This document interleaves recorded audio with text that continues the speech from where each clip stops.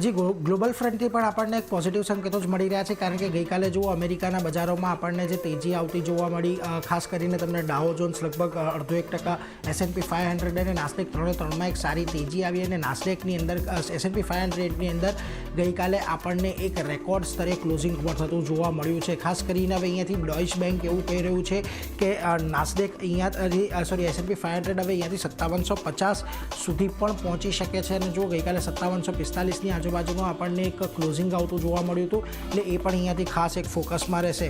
સતત ચોથો દિવસ હતો નાસ્ડેકની અંદર કે જ્યારે આપણે એક તેજી સાથેનો કારોબાર અહીંયાથી જોયો છે, એટલે એના પર પણ તમારે એક ફોકસ રાખવાનો છે. પરંતુ આ બધાની વચ્ચે ગઈકાલે યુએસની જીડીપીના આંકડા પણ આપણને આવતા દેખાયા, અને Q2ની અંદર આપણને એક મોટો ગ્રોથ આવતો જોવા મળ્યો. જુઓ Q1ની અંદર જે 1.6%ની આજુબાજુનો ગ્રોથ હતો તે વધીને 3%ની આજુબાજુ આપણને પહોંચતો જોવા મળ્યો છે. એટલે ખાસ કરીને ત્યાં આગળ ઇકોનોમિક એક્ટિવિટી હવે અહીંયાથી આપણને કદાચ વધારે રોબસ્ટ થતી જોવા મળે એવું એક અહીંયાથી અનુમાન લગાવવામાં આવી રહ્યું છે.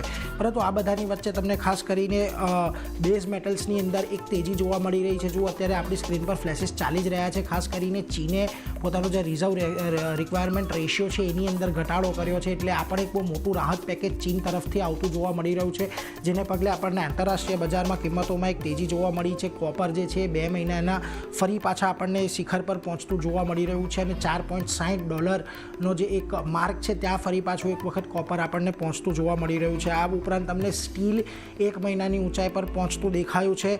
એલ્યુમિનિયમ અને ઝિંકમાં પણ 3 મહિનાના ઊંચાઈ પર આપણને કામકાજ રહેતું જોવા મળ્યું છે. હવે હજી અહીંયાથી ચીન વધારે થોડા પેકેજ આપે, લગભગ 1 ટ્રિલિયન યુઆનની આજુબાજુનું રાહત પેકેજ ચીન આપી શકે એવી એક અપેક્ષા અહીંયાથી આવવામાં આવી રહી છે. ને અત્યારે જે સમાચાર આવી રહ્યા છે એને પણ એક અસર આપણને ચીનના અર્થતંત્રની ઉપર આવતી જોવા મળી શકે છે. બીજી તરફ તમને સોના ચાંદીમાં પણ એક જે તેજી તરફની નવા શિખર તરફની દોડ છે તે યથાવત રાખી રહી છે. ઇન્ટરનેશનલ માર્કેટમાં ભાવમાં આપણને ઉછાળો જોયો છે, રેકોર્ડ ઊંચાઈ પર સોનું પહોંચતું જોવા મળ્યું છે, અને $2700 પાર આપણને અત્યારે કોમેક્સના ભાવ પહોંચતા દેખાયા છે, જે એક નવા શિખર અહીંયા બની રહ્યા છે. 12 વર્ષની ઊંચાઈ પર સોનું અહીંયા આપણને પહોંચતું દેખાઈ રહ્યું છે, અને ચાંદીની અંદર પણ હવે $33 પાર કોમેક્સ પર આપણને ખાસ કરીને કારોબાર જોવા મળી રહ્યો છે.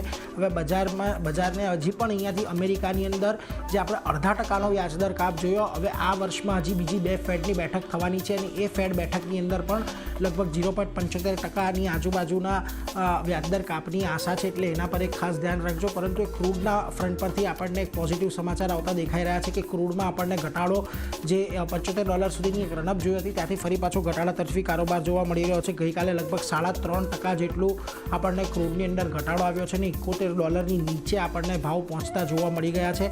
ખાસ કરીને આ સાપ્તાહિક વાત કરી લઈએ તો આ સપ્તાહની અંદર ક્રૂડમાં આપણને ફરી એક વખત એક નેગેટિવ નિશાનની અંદર કારોબાર થતો જોવા મળશે. સાઉદી અહીંયાથી ઉત્પાદન વધારવાની વાત કરી રહ્યું છે, જેને કારણે અહીંયાથી આપણને એક ઘટાડો આવતો જોવા મળી રહ્યો છે. તો ઓવરઓલ કોમોડિટી પણ ખાસી એવી ફોકસમાં છે. પરંતુ આ બધાની વચ્ચે તમે આજે એશિયાના બજારો જુઓ તો ત્યાં તમને થોડી ઘણી પોઝિટિવિટી સાથે શરૂઆત થતી દેખાય છે. નિક્કેઈ જુઓ તમને ઓલમોસ્ટ આજના દિવસે ફ્લેટ ટુ પોઝિટિવ છે, પરંતુ શાંઘાઈ હેંગસેંગ અહીંયાથી સારી એવી તેજી દર્શાવી રહ્યા છે. કોરિયા, તાઇવાન અને સ્ટ્રેટ ટાઇમ્સ બજારોમાં થોડીક મિશ્ર આજે પ્રતિસાદ છે. તાઇવાન તમને 0.5% જેટલો વધતો દેખાયો છે, પરંતુ કોરિયા, સિંગાપોરમાં થોડો ઘણો ઘટાડો આવતો જોવા મળ્યો છે.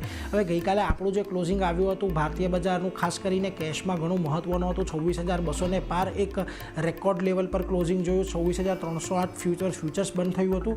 અત્યારે ગિફ્ટ નિફ્ટી આપણને 26,341ના સંકેતો આપી રહ્યું છે, જે ગઈકાલના ભાવથી થોડું નીચે છે, છતાં પણ અત્યારે આપણે થોડી ઘણી પોઝિટિવિટી આજના દિવસમાં બની રહે એવું એક અત્યારે અનુમાન છે. હવે જોવાનું અહીંયાથી એ રહે છે કે આજના દિવસમાં આપણને બજારની અંદર કેવા મૂવ્સ આવતા જોવા મળે છે, કારણ કે ગઈકાલથી આપણે જે એક્સપર્ટ જોડે વાત કરી રહ્યા હતા એમાં આપણે એક જ વસ્તુ સમજમાં આવી રહી હતી કે અત્યારે લોંગ શોર્ટ રેશિયો શોર્ટની તરફ થોડોક વધતો જોવા મળી રહ્યો છે, એટલે થોડોક અહીંયાથી ચિંતાનો વિષય છે. પરંતુ ઓવરઓલ બજારની અંદર એક મજબૂતી આજના દિવસમાં પ્રવર્તી રહે એવી આપણને આશા બની રહી છે.